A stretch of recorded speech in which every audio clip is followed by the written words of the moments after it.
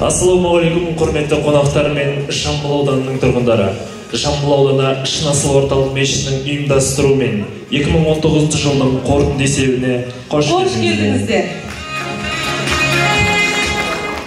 Бұл жиынның негізгі мақсаты ауданымызда мешіттер тарапынан жасалып жатқан игі іс-шаралардың қорытындысын елге паш ету болып табылады. Ауданымызда жүргізіліп жатқан діни іс-шаралардың барлығын біреу білсе, біреу білмес. Осы орайда жыл бойы атқарылған жұмыстарды назарларыңызға ұсынамыз. Қазақстан мұсылмандары діни басқармасы Алматы облысы Жамбыл аудандық филиалы орталық Шын Асыл мешітінің бас имамы Исламханов Қалжан Әріпжанұлының жылдық қорытынды есебі.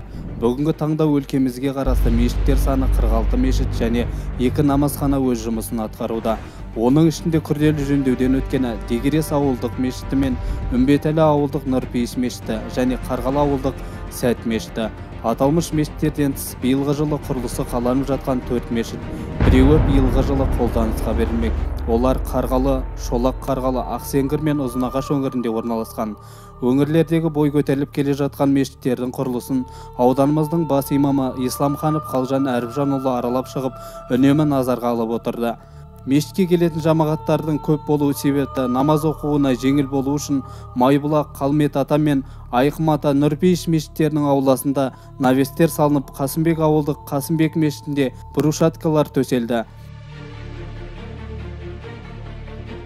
Жамбыл ауданы бойынша имамы жоқ мешіттер саны 7.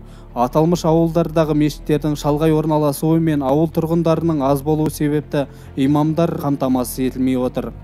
Осы орайда осы проблемаларды шешу үшін аудан имамы және ауыл имамдары бірлесе отырып, Нұр Мүбәрак университетінде 2 шәкірт, медресе колледжде 14, Құран қариларын дайындау орталықтарында 2 шәкірт, Түркия мемлекетіндегі Хасеки академиясына 1 шәкіртіміз оқуға жібердік. Биылғы жылдың қорытындысы бойынша өңір имамдарының мұрындық болуы мен демеушілердің қолдауымен аудандық және ауданға қарасты мешіттерді қайта жөндеу жұмыстарына 15 миллион 669 мың теңге жұмсалды. Пітір садақадан түскен қаражаттан аудан ауыл имамдары 30%-ын Қазақстан мұсылмандар діни басқармасына жіберіп, қалған қаражатты мүмкіндігі шектеулі жандарға, сапарда қалғандарға, көп балалы аналар мен әлеуметтік қолдауды қажет ететін отбасылардың баспанасын қайта қалпына келтіру жұмысына жұмсалды. Осыған қоса әрбір мешітте ауызашарлар ұйымдастырылып, 1500 адамға ауызашар берілді. Қадір түнінде таң атқанға дейін азан жарыс, Құран оқу, викториналық сұрақтар беріліп, жеңімпаздарға қаржылай және бағалы сыйлықтар табысталды. Рамазан айында тарауық намазына қатысқан намазхандардың саны 2315 адамға жетті. Аудан мен ауылдардағы мешіттердің жылдық коммуналдық жалпы шығыны 30 миллион 46 мың 998 теңгені құрайды. Мешіт ауласын абаттандыру жұмыстарын жүргізу мақсатында Қазақстан мұсылмандар діни басқармасы орталық аппаратының жиналысының хаттамасына сәйкес жастар жұмыла талеги қайырымдылық акциясы негізінде аудан көлемінде 302 гүл мен 335 түп ағаш отырғызылды.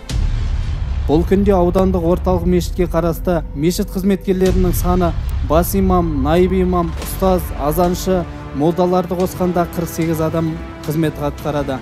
Мешіт имамдары жыл басынан бастап 80 кездесумен мемлекеттік мекемелер мен мемлекеттік емес ұйымдар арасында Қазақстан мұсылмандар діни басқармасының жұмыс жоспарына сәйкес 130 бағыт насихат жұмысын толықтай жүргізді. Оның ішінде аудан бойынша мешіттерде бір күнде 5 ақшам уағыздарына келген жамағаттар саны 404 болса, әр жұмада қатысатын адамдар саны 2480-ді құрайды. Жалпы аудан бойынша айт және құрбан айтқа қатысқандар саны 6910-ға жетіп отыр. Жыл басынан бастап отбасылы болғысы келетін жастармен жүргізілетін уағыз насихат нәтижесінде аудан бойынша 475 жастың некесі қиылды. Бізге белгілі болғандай Жамбыл ауданы бойынша бізге мәлім болғаны үлкен қажылық сапарын өтеп келгендер 2 болса, умра кіші қажылығына барғандар саны 20-ға жетті. Имамдарымыздың халықты ізгілікке насихаттау мақсатында атқарып жатқан игі істері нәтижесінде Жамбыл ауданы бойынша әлеуеті төмен, әлеуметтік қолдауды қажет еткен 624 отбасыға 8,5 тонна азық-түлік пен 6847 келі ет өнімі, 25 тонна көмір мен 2 көлік отын ағаш беріліп және 7 миллион 263.250 теңге ақшалай көмек берілді. Және де Түркістан облысы Арыс қаласындағы жарылыстан зардап шеккендерге көмек қолын созу мақсатында имамдар бір ауыздан 500.000 теңге ақша облысқа өткізіліп, ауданымызға қарасты мешіттердің ерікті топтарымен бірлесе отырып жинаған 1 миллион теңге қаражатты Арыс қаласына жөнелтілді. Жалпы көмек құны 1,5 миллион теңгені құрайды. Құрбан айт мейрамы аудан бойынша барлық мешіттерде атап өтілді. Әрбір мешітте барнелер ілініп, жалауша және шарлармен безендіріліп, құттықтау қағаздар таратылды. Ерікті топтар мен жамағат белсенділерін ұйымдастыра отырып, ауыл-аудан арасында жеңіл автокөліктер тасымалы тегін болды. Ұлық мерекеге орай жиналған жамағатқа арқан тарту, бір көтеру, қазақша күрес, қошқар көтеру, асық ату сынды ұлттық ойындар ұйымдастырылып, жарыста белсенділік танытып, жоғары ұпайға ие болған қатысушыларға бағалы сыйлықтар табысталды. Ауыл мешіттерінің имамдары демеушілерді тарта отырып, ұйымдастырған науқанда 15 ірі қара мен 200 қой сойылып, барлығы 500 отбасыға таратылып берілді. Жат ағымдармен күресу мәселесінде жамағаттарға уағыз насихаттар айтылып, жат ағым өкілдерінің мүшелерімен жекелеген 29 кездесу ұйымдастырылып, олардың 20-сы байсалды көзқараста қалғанымен 9-ы өз райынан қайтты. Діни экстремизм және терроризмді болдырмау мақсатында ауыл және аудандық ішкі саясат бөлімдерімен бірлесе отырып, мемлекеттік мекемелердегі білім алушы колледж бен мектеп тәлімгерлерімен жат ағымнан сақтану және иманды жастарды діни сауатын арттыруды көздейтін 45 кездесу ұйымдастырылып, 2250 оқушылар мен студенттерге түсіндіру жұмыстары атқарылды. Мектеп оқушыларының жаздық 3 ай демалысы кезінде ата-аналардың өтінішімен мешіт жанынан ашылған жаздық сауат ашу лагерінде діни сауат ашқандар саны 671-ге жетті. Оның 432-сі ер балалар болса, 239-ы қыздар. Білім алушы шәкірттердің 3 мезгіл тамақтануы да назардан тыс қалған жоқ. Осы лагерге жетекшілік жұмысына 2019-2020 оқу жылында Нұр Мүбәрак университеттері мен Үшқоңыр медресесі және Құран қарияларын дайындау орталықтарындағы 9 шәкіртіміз тартылып, алған ілімдерінің практика жүзінде жүзеге асуына мүмкіндік жасадық. Игі шараның негізгі жалғасын тауып, бұл күнде мешіттеріміз қысқы сауат ашу курстарынан білім алып жатқан ересектер саны 58-ге жетті. Олардың 24-і ерлер, 34-і әйел кісілер. Аудан бойынша зекет қайырымдылық қорының ашылғаннан бері 2 үй мен 6 адамға газ кіргізіліп, 120 отбасыға азық-түлікпен көмек көрсетілді. Қордың негізгі мақсаты тұрмыс жағдайы төмен отбасыларға, мүмкіндігі шектеулі жандарға, көп балалы аналар мен асыраушыларынан айырылған жанұяларға көмек көрсету болып табылады. Жамбыл ауданы бойынша демеушілердің қолдауымен ұйымдастырылған мектепке жол қайырымдылық іс-шарасында орталық Шынасыл мешіті 550 балаға мектеп оқу жабдықтарымен көмек көрсетіп, игі іс өзге ауылдық мешіттерде де жалғасын тауып, жалпы 900 балаға киім-кешектермен көмек көрсетілді. Жастардың діни жанашыры болу мақсатында жастар ісі секторының ұйытқы болуымен аудан жастары арасында Ұзынағаш жастар атты еріктілер тобының қайырымдылық жәрмеңкелері ұйымдастырылып, түскен қаражатқа көмекке мұқтаж 45 отбасыға азық-түлікпен, ірі қара етімен көмек көрсетіп, спорттық футбол, волейбол, үстел теннисі сынды спорт түрлерінен 10 жарыс өткізілді. Биылғы жылдың өзінде аудан көлемінде бата жарыс, Құран оқу, азан айтудан 8 жарыс ұйымдастырылып, аудан әлеуетін оңтайландыру мәселесінде кеңескен 5 кездесу семинарлары болып өтті. Бата жарыстың негізгі мақсаты салт дәстүрімізді жандандыру болып табылады. Зайырлы мемлекетіміздің асыл құндылықтарын дәріптеуде елеулі үлес қосқаны үшін Алматы облысының дін істері басқармасының ұйымдастыруымен Талдықорғанда өткен зайырлы қоғам, дін және дәстүр ұштастығы тақырыбындағы дінтанушылар мен діни бірлестік жетекшілерінің 2-ші облыстық форумында орталық Шынасыл мешітінің бас имамы Исламханов Қалжан Әріпжанұлы үздік діни қызметкер номинациясын иеленсе, Қарғалы ауылдық округіне қарасты Майбұлақ мешітінің имамы Асқар Әлімбековке үлгілі діни ғибадатхана номинациясы табысталды.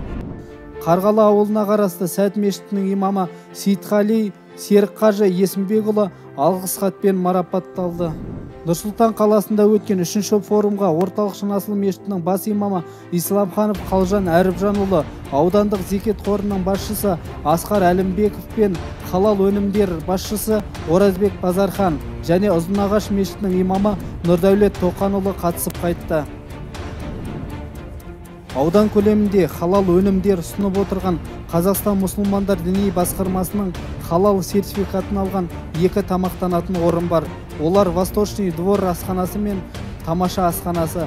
Жоғарыда айтылып өткен асханалардың талапқа сай жұмыс жүйесін үнемі назарымызға алып отырдық.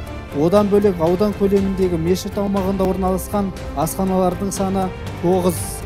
Жалпы аудан бойынша ақпараттық орталық, яғни колл-центр орталықтары болмағандықтан биылғы жылы интернет желісіндегі сұрақ-жауап жүргізілетін әлеуметтік желідегі сайттарымыз ашылып, нәтижесінде Facebook парақшасындағы оқырмандарымыз 600 болса, ВК желісіндегі оқырмандарымыздың саны 11 мыңға жетіп отыр.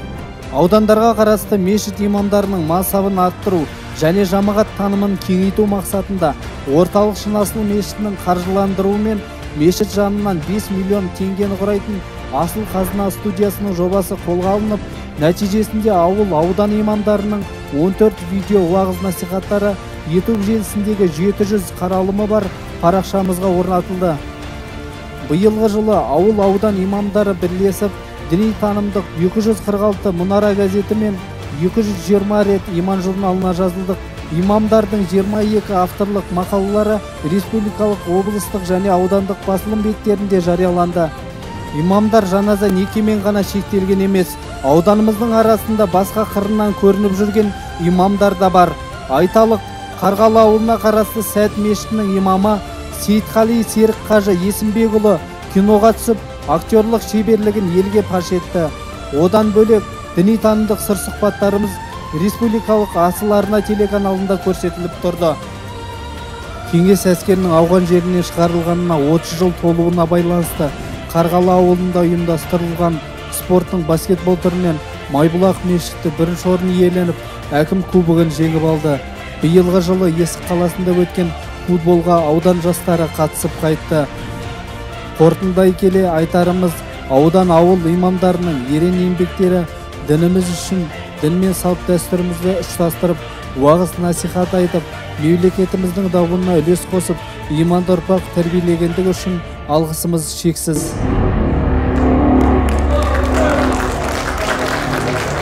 Ендігі сөз кезегі Жамбыл ауданы әкімінің орынбасары Әділбек Қамбарұлы Далабаев мырзаға береміз. Құрметті жиналысқа қатысушылар, құрметті имамдар, құрметті ауыл тұрғындары, баршаларыңыз бағана Қалжан Әріпжанұлының 2019 жылы 1 жылдық есебін көрсетіп өтті. 12 минуттық бейне роликте істеліп жатқан игі істердің бәріне сіздерге, осы имамдарға, баршаларыңызға біріншіден аудан әкімінің тарапынан, Бағдат Байшаловтың атынан сіздерге алғысымызды айтамыз осы істер үшін. Тек жақсылық болсын, сіздерге алғысымыз шексіз. Рахмет. Алматы өңірі бойынша облыстың бас имамы Нұржанов Қуаныш Бақытбекұлына сөз беріледі. Ассалаумағалейкум, құрметті мұсылман қауым, Аллах тағала баршаларыңыздан разы болсын. Шынында да бұл дүниеде қалай есеп беретін болсақ, ақыретте де сонда есебіміз бар. Ешкім жаратушының алдында есеп беріп, бүкіл амалдарына жауап беру тиіс. Сол себепті міне Қазақстан мұсылмандар діни басқармасынан жыл сайын бұл жасалып жатқан үлкен шара. Кеше ғана Алматы облыстық Қарасай Батыр мешітінде бүкіл осы Алматы өңіріне қатысты имамдар есеп берді, жыл бойы не жасады, қандай амал жасады. Өткенде Қазақстан мұсылмандар діни басқармасының ең бірінші мүддесі бұл халықтың тыныштығы, ауызбіршілігі болып есептелінеді. Аллах тағала мұны бәріңізге разы болсын. Кешеде бір жақсы жаңалық, жаңадан келіп, аз ғана уақыттың ішінде шынында да өзінің іскерлігін дәлелдеп, шынында да тәжірибелі имам екенін көрсеткен осы Алматы облысы Жамбыл ауданы аудандық Шынасыл мешітінің бас имамы Қалжан Әріпжанұлы, бас муфти Серікбай Қажы Ораз Қазіреттің алғыс хатымен марапатталдық, альхамдулилля. Бұл да қысқа уақыттың ішінде жасап жатқан еңбегі. Қалекеңе Алла қуат берсін. Бұдан да әлі жұмыс көп. Бұл тек қана былай айтқанда аванс десе болады. Сол жұмысына аванс. Өйткені көрсете білді аз ғана уақыттың ішінде, бірақ атқарылатын жұмыс әлі көп. Имамдарға, жамағатқа Алла разы болсын. Шынында да мына қиын кезеңде оңай емес қазір. Мысалы, бір мешітті ұстап тұрды оңай емес. Мен бәріңіз түсінемін. Өзіміз де ауылдың мешітінен бастағанбыз, көрдік бүкіл қиыншылығын. Және де имам өте көркем мінезбен, шыдамдықпен, сабырлықпен нәтижеге жетеді. Бір күнде ешкім нәтижеге жетпейді. Бір халықты түзеу үшін, жамағатты түзеу үшін 10 жыл, 20 жыл уақыттан кетеді. Оған демеуші болатын азаматтар керек, оған қолдайтын жамағатын керек. Әрдайым әртүрлі қиын сәттерден жолын табатын адамға ақылақ, жақсы мінез құлық керек. Өйткені тек қана мен имаммын деп ештеңе бітпейді. Шынында да халық қазына, халық болмаса имам не істей алады? Халқымыз, еліміз аман болсын. Құдайға шүкір, ел басқарып жатқан азаматтар аман болсын. Өйткені елдің тыныштығы ең байлығын көздеріңізбен көріп отырсыздар.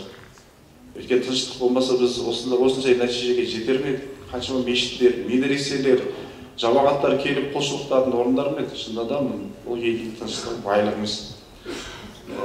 Осы бір жылдың аясында қаншама шаралар жасалды. Соның бәрі былай қарасаңыз қиыншылықпен болды. Жеңіл ештеңе келіп жатқан жоқ. Қайырымдылық болсын, сауат ашу болсын, ағымдармен жұмыс болсын, оқу ағарту болсын. Мен жаңада қарап отырмын. Шынында да Жамбыл ауданында кім Әділбек бауырым келіп жатыр екен. Біз білеміз, ағымдар өте көп кездеседі жастардың арасында. Сол жастарға мен де кеше табыстадым, аудан имамына жақсы білікті имамдар болса, сол жастармен ағым мәселесі бойынша көбірек кездесулер өтсе. Мысалы, кейбір ауылдар бар, Жамбыл ауданында мүлдем ешқандай теріс ағым жоқ, мүлдем.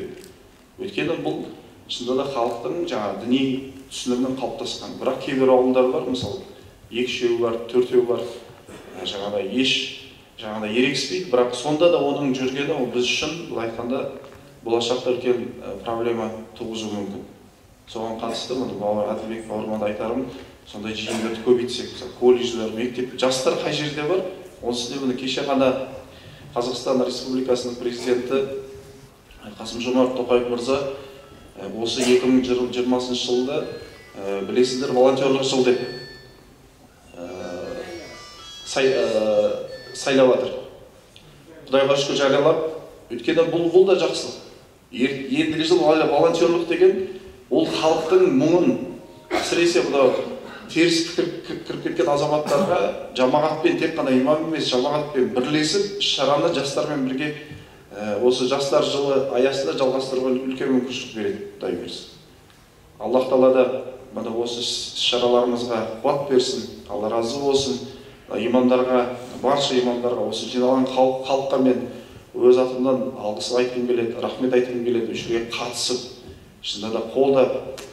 Өйткені бүгінгі қиыншылықтың, бүгінгі осы іс-әрекеттің, қиынеттің жақсылығын біз 10-20 жылдан кейін көреміз. Қазір мүмкін ол көрінбейді, мүмкін ол бағаланбайды, мүмкін ол кісіге алғыс хат берілмейді, бірақ 10-20 жылдан кейін біз міндетті түрде осының жақсылығын көреміз. Өйткені біз имандылықтың, тазалықтың, ауызбіршіліктің, ынтымақтың былай айтқанда егінін егіп жатыр. Бұл жемісін береді, Құдай берсе. Қазір қаншама қыз балаларымыз жаман қылықтан ойларын арылтып жатыр. Қаншама жігіттеріміз қазақы, мұсылман екенін түсініп, дәстүрін түсініп жатыр. Бұның жемісі болады. Өйткені пәленбай жыл бодандық саясаттың нәтижесін естеді, улап тастады. Ойды улап тастады. Ойды улаған өте қиын мәселе. Адамның ойын улайтын болса, Алла сақтасын, адам не істейді? Кәдімгі ешқандай тазалықты, ақылақты, ағайындершілікті ештеңені түсінбейтін дәрежеге кетіп қалады. Сол себептен уақыттарыңызды алмайын, Алла бәріңізге разы болғай. Құдай бұйыртып, осы жылғы есебі қалай жақсы болса да, Құдай бұйыртып, ендігі жылда да үлкен нәтижелерге Әділбек бауырым жақсы айтты, шынында да үлкен облыстағы жақсы аудандардың қатарында, үлкен жоғары орындардың қатарында болуына Аллах Тағала бұйырсын. Істерімізге Аллах Тағала сәттілік берсін, амалдарымызға береке берсін. Осы бізге тілекші болып жатқан ақсақалдарымызға, аналарымызға, бауырларымызға Аллах Тағала разы болсын. Ендігі сөз кезегі Жамбыл ауданы бойынша халал даму бөлімінің басшысы Оразбек Базархан ағамызға береміз. Бисмилля, альхамдулилля, ассалату ассаламу аля расулилля. Ассаламу алейкум, құрметті Жамбыл ауданының имамдары, ақсақалдары мен дін сүйер қауым. Аллах Тағала баршаңызға дініміз ислам үшін істеген еңбектеріңізге сауаптардан жазсын. Үй-іштеріңізге, отбасыларыңызға амандық, береке берсін. Тәуелсіздік күні құтты болсын, шекарамыз мықты болсын, дін исламымыз дами берсін. Біз мұсылман болған соң, біздің сүйенер кітабымыз қасиетті Құран кәрім. Қасиетті Құран кәрімде Аллах Тағала Бисмиллахир-рахманир-рахим. Я юханнас, кулу мимма фил арди халалан тойиба. Ей адамдар, жер бетінде таза болған нәрседен жеңдер дейді. Демек, Аллах Тағала бізге бір нәрсені бұйырса, ол нәрседе біз үшін берекет бар және сауап бар. Демек, біз қашан асымызды адалдан жейтін болсақ, жүрегіміз таза болады, мінезіміз сабырлы болады, және де деніміз сау болады. Елімізде діни сауаттың жақсаруына байланысты көпшілік қауым халал тағамдарға көптеп көңіл бөле бастады. Яғни халал өнімдеріне деген сұраныстың арта түскендігін байқауға болады. Сол көпшіліктің талап тілектеріне орай 2014 жылы 8 қазанда Қазақстандар мұсылмандар діни басқармасының жанынан халал бөлімі іске қосылды. Осы 5 жыл аралығында еліміздің біршама тағамдық, тағы басқа да ірі ұсақты кәсіпорындар шариғат талаптарына сәйкес жұмыс істегендіктен халал стандартына өтіп халал өнімдерін ұсынуда. Мәселен, осы Ұзынағаш ауданында Восточный двор және тамаша асханалары бірнеше жылдан бері халал стандартына сәйкес жұмыстарын атқарып, халыққа адал тағамдарын ұсынуда. Және тағы бірнеше асханалар халал стандартына өз өтініштерін білдіріп тексеру үстінде. Тыңдағандарыңызға рахмет. Жамбыл ауданы бойынша зекет қорының басшысы Әлембаев Асқар мырзаны ортаға шақырамыз. Альхамдулиллах раббил аламин, вассалату вассаламу аля расулихи саййидина Мухаммадин ва аля алихи ва сахбихи аджмаин. Ассаламу алейкум ва рахматуллахи ва баракатух. Құрметті Жамбыл ауданы тұрғындары және құрметті имам мырзалар, Қазақстан мұсылмандар діни басқармасының бас муфтиі Хазіреті Серікбай Қажы Салтыбалдыұлының және Қазақстан мұсылман діни басқармасы облыстық зекет қоры өкілі Сайтмұрат Нұрғалидің тапсырмасымен Жамбыл ауданының бас имамы Исламхан Қалжан Әріпжанұлы ислам дінінің 5 діңгегі ішіндегі парыз болған зекетті қолға ала отырып, ауданымыздағы бай қуатты азаматтары зекеттерді қалай және кімдерге беріп жатқан, сондай-ақ оларды қандай ұйымдар жинап кетіп жатқанынан хабардар болып, зекеттің хал ахуалына байланысты хаттама толтырып, зекет қорын ашты. Зекет қорының ашылуындағы маңыздылығы мен мақсаты, біріншіден, аудан бойынша ауыл тұрғындарынан әлеуметтік жағдайы төмен жанұялар мен көп балалы ата-аналардың өтінішіне байланысты оларға көмек көрсету маңызды екендігі қолға алынды.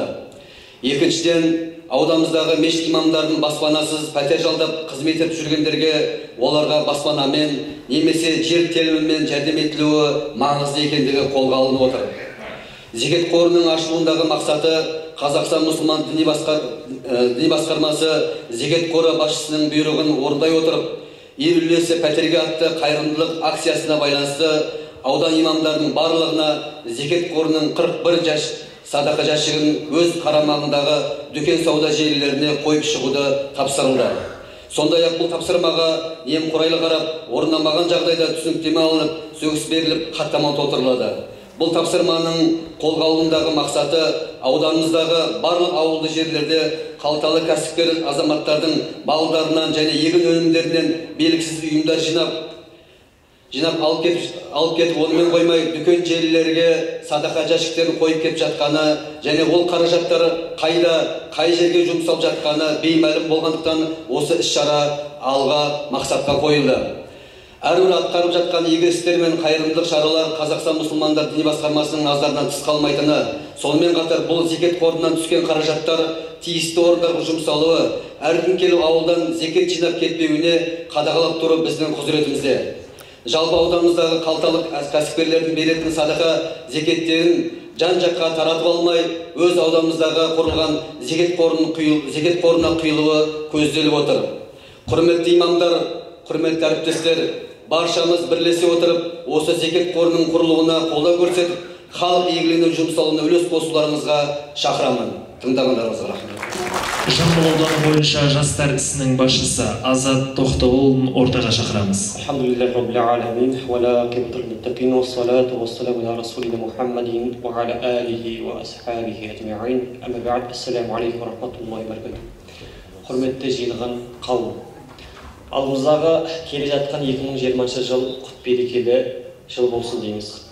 Сонымен қоса елбасымыздың бастамасымен еліміздің рухани жаңғыру бағдарламасы негізінде жастарымызды отансүйгіштікке, еңбекқорлыққа, әділдік пен жомарттылыққа, адалдыққа, білімділікке, ауызбіршілікке тәрбиелеу мақсатымен жұмыс жасап жатырмыз.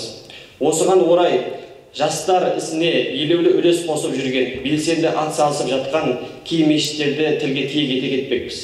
Ал қалған мешіттер орта дәрежеде жұмыс жасап жатқандығын айта кетеміз.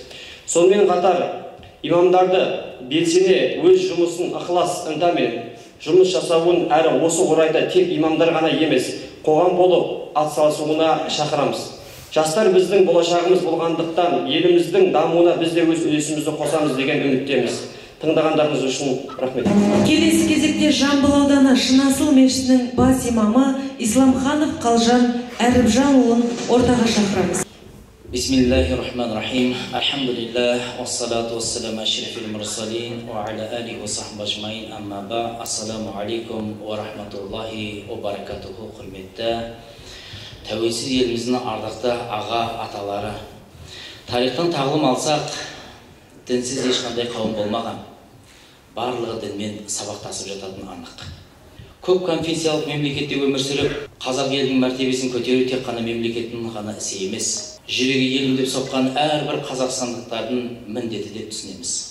Жерден әртүрлі ағымдардың сөзін сөйлемей, керісінше Қазақстан мұсылмандар діни басқармасының, бас муфтидің және фәтуа бөлімінің фәтуасын негізге алып, бір тұтас елге айналуымыз керек екендігі қазіргі уақыт талабы болмақ. Дүниенің өткінші екендігі барша адам біліп тұрса да, мәңгі өмір сүретіндей жатқанымызда бар. Ал имамдар өсекпен шаланы мойымен көтеріп жүрсе де, осыған мойымай өз ісін атқарып жатқан имамдарымызға алғысымыз шексіз. Құрметті Талғат Жұмағалиев, сіз еңселі еліміз бен асыл дініміздің өсіп өркендеуіне, көркейіп қанат жаюына еселі үлесіңізді қосып, үлгілі жанашыр болып, танытқан белсенділігіңіз үшін орталық Шынасыл мешітінің атынан Қазақстан Республикасының тәуелсіздігінің мерейтойы мерекесімен құттықтап, сізге зор алғысымызды білдіреміз.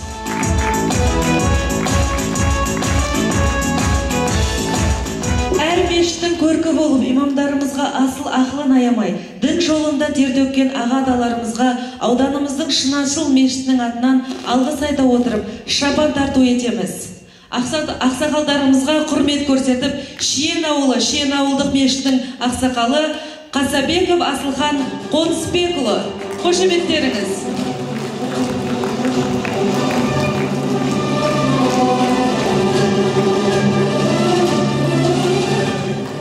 Сондай-ақ Ұзынағаш ауылы Ұзынағаш мешітінің ақсақалы Моманов Дүйсен атамыз.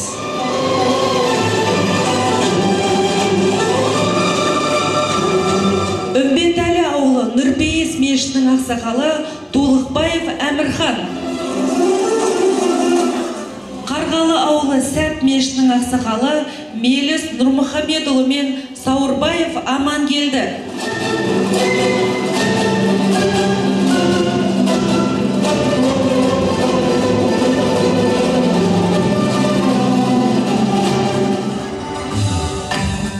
Дегерес ауылдық мешітінің ақсақалы Кәрібаев Сауытбек.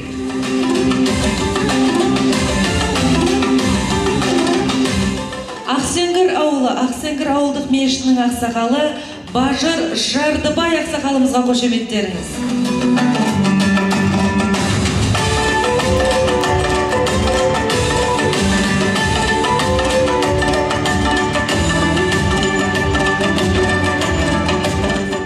Қасымбек ауылы Қасымбек мешітінің ақсақалы Арынұлы Нығмен ақсақалға қошеметтеріңіз.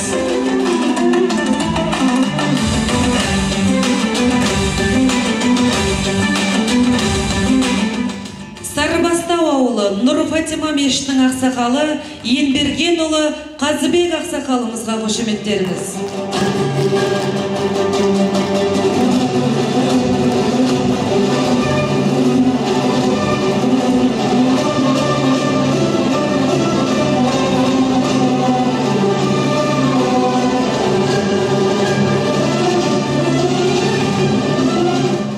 Қарғылы Майбұлақ мешітінің ауылының ақсақалы Бектембаев Сәлім ақсақалымыз.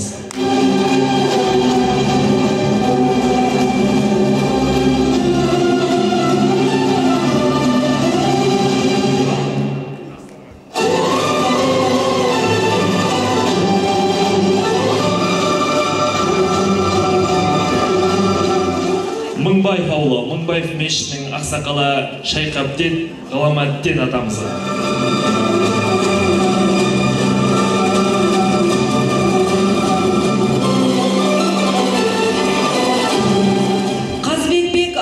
Абыз ата Құртқа тәуіп мешітінің ақсақалы Алпысбай Бейсенбай атамызға құрмет қошеметтеріңіз. Келесі кезекте Мамытжан ақсақалымыз.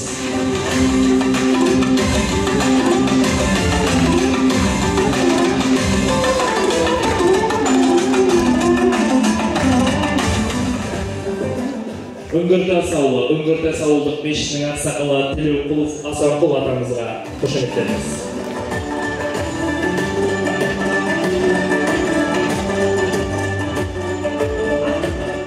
Ақтерек ауылы Ақтерек ауылдық мешітінің ақсақалы Алпысбай Омаров ақсақалымызға қошеметтеріңіз.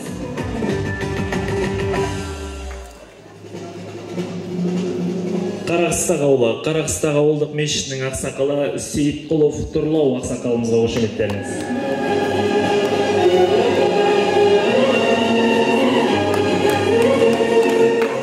Ұзынағаш ауылы Қалмет ата мешітінің ақсақалы Мұратбай Исау ақсақалымызға қошеметтеріңіз.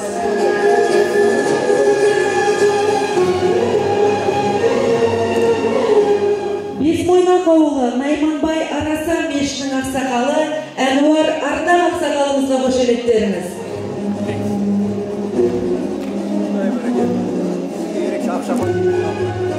Ұзынағаш ауылы Шынасыл мешітінің ақсақалы Атбарұлы Мүслимхан ақсақалымызға қошеметтеріңіз.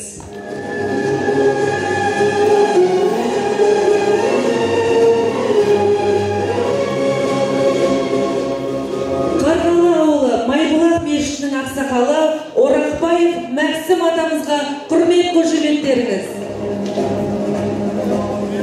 Жамбыл ауылы Бәйдібек Баба мешітінің ақсақалы Мүлік атамызға құрмет қошеметтеріңіз.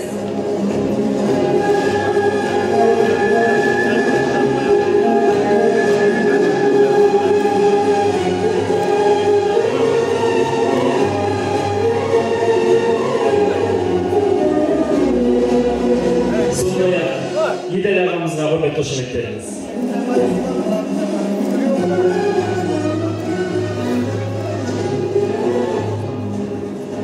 Сондай-ақ Егізбай ағамызға құрмет қошеметтеріңіз.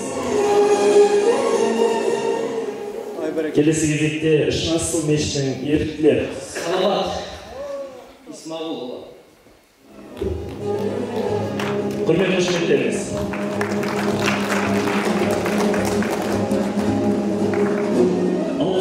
Кезек берсек. Алғыс хат құрметті Үкібаев Жандос Қайратұлы. Сізді дініміз бен салт дәстүрімізбен дәріптеп, өскелең ұрпақтың діни сауатын ашу мақсатында ұйымдастырылған сабақтарға қатысып, үздік оқығаныңыз үшін еліміздің тәуелсіздік мерекесімен шын жүректен құттықтай отырып, сізге зор алғысымызды білдіреміз. Қошеметтеріңіз.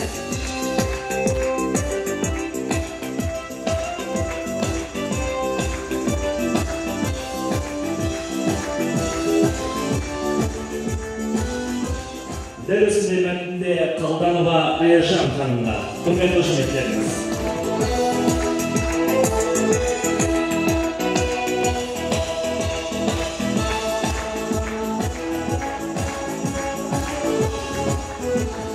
Және де ынтымақ мешітінің ақсақалы Еділ атамыз.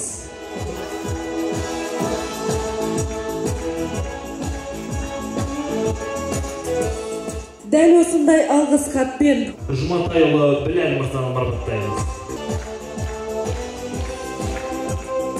Алғыс хат құрметті Баян Темірғалиева, сізді және сіз жетекшілік етіп отырған ұжымға орталық Шынасу мешіті және халық атынан жамағат иелерінің жылдық астарын өткізуде сапалы қызмет көрсетіп жүрген еселі еңбектеріңіз үшін орталық Шынасу мешіті және халық атынан сізге зор денсаулығыңызды, алғысымызды білдіреміз. Қошеметтеріңіз Баян Темірғалиева.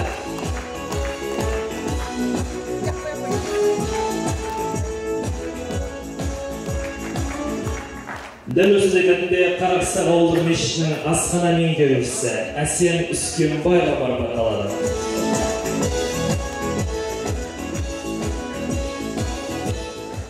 Дәл осындай мәтінде Кенжебакиева Меңдіжамал марапатталады.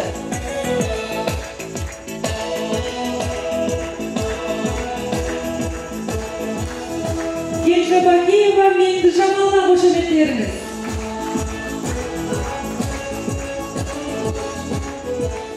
Дәл осындай мәтінде Турдалиев Ғалым марапатталады.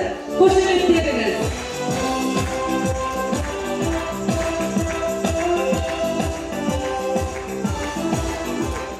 Турдалиев Ғалымға қошеметтеріңіз. Құрметті Мұхамедхан Қалихан, сізді және сіз жетекшілік етіп отырған ұжымға орталық Шынасу мешіті және халық атынан Қазақстан Республикасының тәуелсіздігінің мерейлі мерекесімен құттықтай отырып, Қазақстан мұсылмандар діни басқармасының сертификат талабына сай жамағатқа халал өнімдерін қамтамасыз еткендеріңіз үшін сіздерге зор алғысымызды білдіреміз.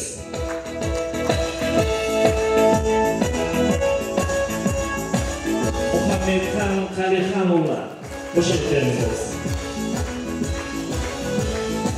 Құрметті Қиясбек Бағдаулет, мемлекетіміздің мерейін үстем етіп, еліміздің тәуелсіздігін баянды ете түсу жолында адал қызмет етіп жүрген, уақыт жүгін сезініп, діни басқарманың игілікті іс-шараларына атсалысып, белсенділік танытқаныңыз үшін сізге зор алғысымызды білдіремін. Алла тағала деніңізге саулық, отбасыңызға амандық, жұмысыңызға береке берсін. Ел игілігі үшін жасап жүрген игілікті істеріңізге жаратушы иеміз әрқашан жар болсын. Қиясбек Бағдаулетке қошеметтеріңіз.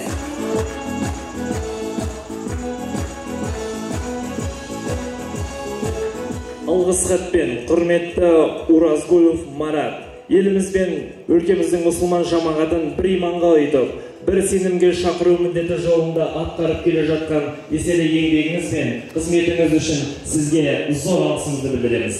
Халықтың имандылыққа тәрбиелеу жолындағы игілікті істеріңіз қашанда іргелі болып, көп конфессиялы еліміздің дінаралық татулығын одан әрі нығайтудағы қызметіңіздің қарымы берсін. Деніңізге саулық, отбасыңызға амандық, Алла жолындағы ізгі істеріңізге жеміс тілеймін. Абрай Бейсенбі марапатталады. Алғыс хатпен. Қошеметтеріңіз.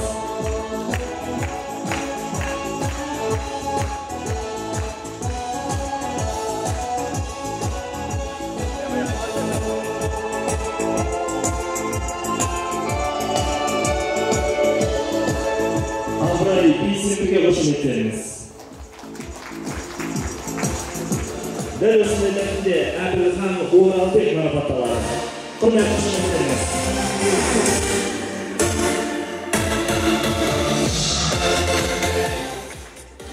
Дәл осындай мәтінде Ақылбек Саят ағамыз марапатталады. Құрмет қошеметтеріңіз.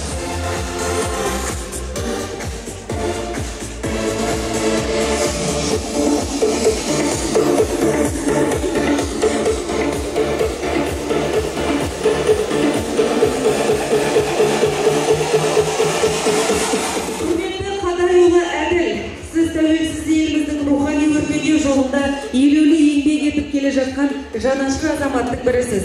Асыл дініңіздің абыройын асқақтату жауапкершілігін терең сезініп, сауатты істеріңізге белсене атсалысып келесіз. Имандылық бағытындағы ізгі істеріңіз үшін сізге зор алғысымызды білдіремін. Ізгілік жолындағы жұмыстарыңыз алдағы уақытта да жалғаса беретіндігіне сенімдімін. Алла тағала деніңізге саулық, отбасыңызға амандық, игі істеріңізге береке тілеймін. Жаратушы иеміз мерейіңізді әрқашан үстем етсін. Амин. Дәл осындай мәтінде Абдырайымов Нұртілек мырзаны марапаттаймыз.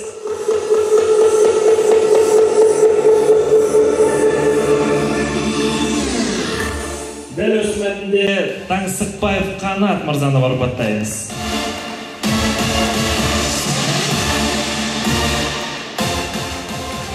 Дәл осындай мәтінде Қылышбеков Мақсат марапатталады.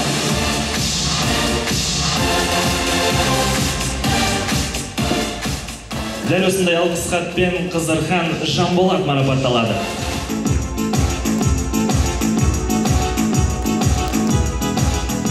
Дәл осындай мәтінде Тұрысбаев Мадияр марапатталады.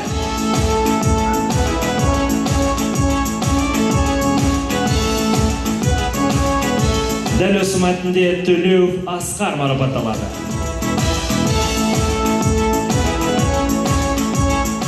Төлеуов Асқарға қошеметтеріңіз. Дәл осы мәтінде Тоқтархан Түлек марапатталады. Дәл осындай мәтінде Қасымхан Құрманбек марапатталады. Қошеметтеріңіз.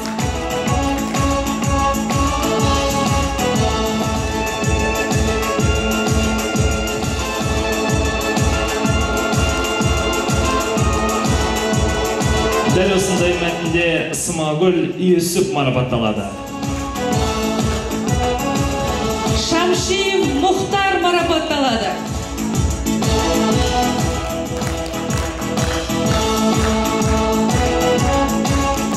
Дәл осы мәтінде Айтуқан Тұрғанәлі марапатталады. Сағынбай Әли марапатталады. Қошеметтеріңіз.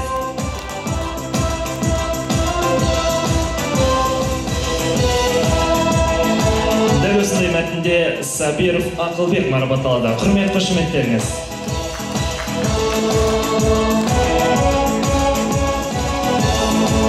Дәл осындай мәтінде Қамай Табарак марапатталады. Қошеметтеріңіз. Дәл осындай мәтінбен Якияев Рустем марапатталады. Құрмет, қошеметтеріңіз. Дәл осындай мәтінде Асанов Абутулла марапатталады. Қошеметтеріңіз.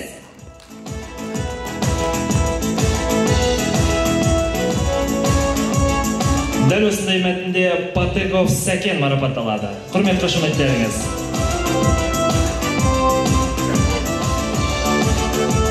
Дәл осындай мәтінде Айдынов Наиль марапатталады. Қошеметтеріңіз.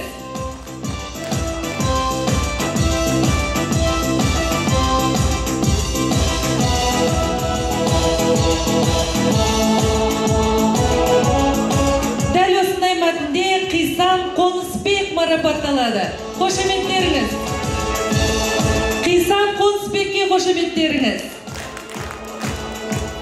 Келесі кезекте алғыс хатты табыстау үшін облыстық зекет қорының басшысы Әлімбеков Асқар Арыстанұлы, сіз тәуелсіз еліміздің рухани өркендеу жолында елеулі еңбек етіп, келе жатқан жанашыр азаматтың бірісіз. Асыл дініміздің абыройын асқақтау, жауапкершілігін терең сезініп, сауапты істерге белсене атсалысып келесіз. Имандылық бағытындағы ізгі істеріңіз үшін сізге зор алғысымызды білдіреміз. Ізгілік жолындағы жұмыстарыңыз алдағы уақытта да жалғаса беретіндігіне сенімдімін. Алла тағала деніңізге саулық, отбасыңызға амандық, игі істеріңізге береке тілеймін. Жаратушы иеміз мерейіңізді әрқашан үстем етсін. Амин. Әлімбеков Асқар Арыстанұлына қошеметтеріңіз. Құрметті Азат Тоқтақұлы, жастар ісі секторының жастар ұйымы белсенділік таныта білді. Бұл сіздің аталмыш ұйымның төңірегінде белсенді жастарды қалыптастырып, белсенді еріктілер мектебін қалыптастырудағы істеріңіздің айқын дәлелі. Аталмыш жастардың қайырымдылыққа бағытталған істерінің ұйымдастырушысы болып келгеніңіз үшін алғыс білдіремін. Алдағы уақытта еліміздің қарыштап даму жолында еңбегіңіз жемісті бола берсін. Азат Тоқтақұлұлы, қошеметтеріңіз.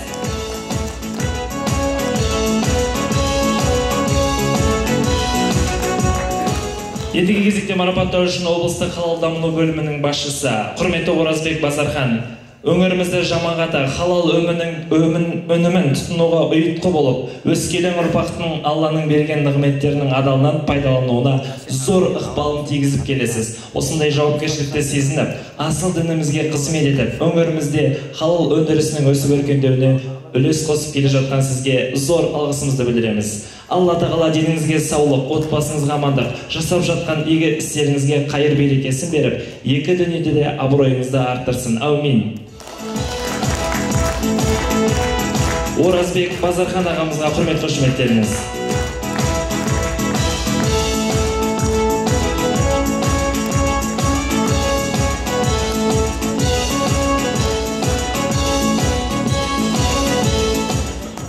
Алғыс хат аудан имамдарының діни уағыздарын елге паш етіп, Қазақстан мұсылмандар діни басқармасы тарапынан атқарылып жатқан діни істерге, маңызды іс-шараларға зор ықыласпен атсалысып, қызмет көрсеткендеріңіз үшін Асыл Қазына студиясына өзіміздің және ауыл имамдарының атынан зор алғысымызды білдіреміз.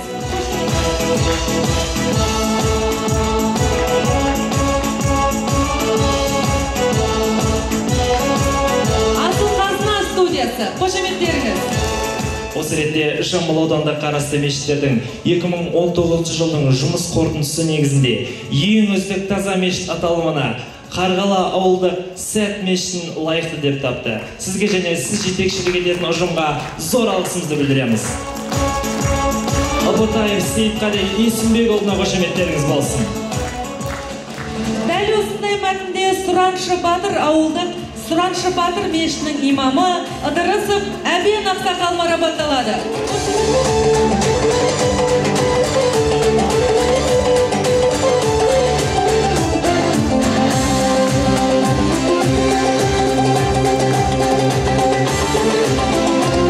Ыдырысов Әбен Ақсақалымызға қошеметтеріңіз.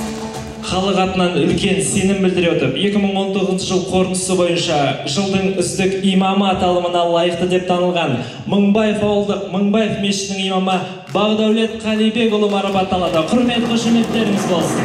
Облысының бас имамы Наржанов Қуаныш Бақытбекұлы марапаттайды. Қошеметтеріңіз.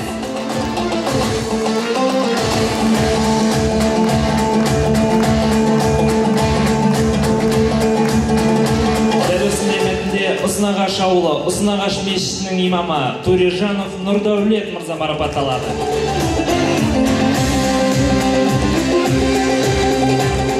Турежанов Нұрдәулетке қошеметтеріңіз болсын.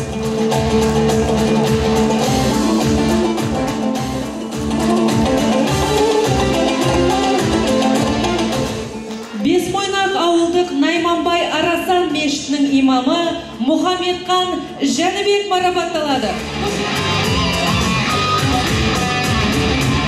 Мұхамедхан Жәнібекке қошеметтеріңіз.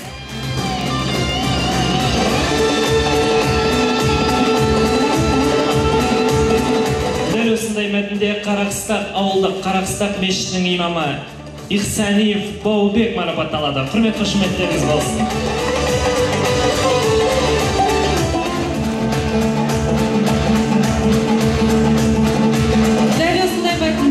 Жамбыл ауылы Бәйдібек баба мешітінің имамы Қойчуманов Серік марапатталады. Қошеметтеріңіз. Қойчуманов Серікке қошеметтеріңіз.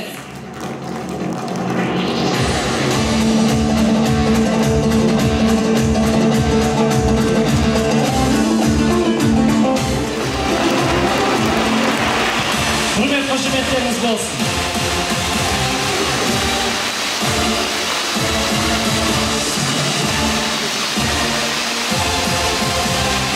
Марапаттарымыз құтты болсын, құрмет қошемет болсын ағайын.